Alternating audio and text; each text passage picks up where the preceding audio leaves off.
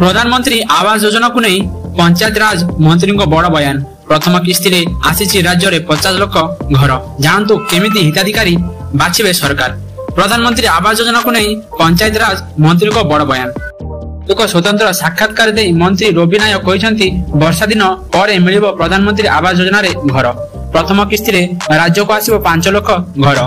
चिठा प्राय प्रस्तुत हो सारी। घरे बापा और 2 पुओ थिले जदि सेमाने अलगा रहिथिबो तांको प्रधानमंत्री आवास योजना घर मिल पारिबो।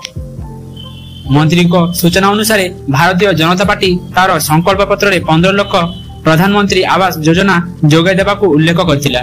ओडिशार एसीसी तालिका रे 1,20,000 टंका रहिथिबा कहिसंती मंत्री। केंद्र तरफरु प्रथम किस्ती रे राज्य को 5 लाख घर मिलिछि।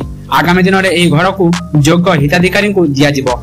एबे किछि लोक वीडियो को दरखास्त देइछंती आ किछि लोक ऑनलाइन रे आवेदन करिसंती।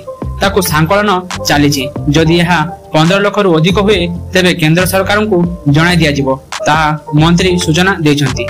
यह सह मंत्री अभियोग करिसंती जे प्रधानमंत्री आवास योजना केंद्रर योजना होइतिबारु पूर्व सरकारक आंतरिकता नथिला।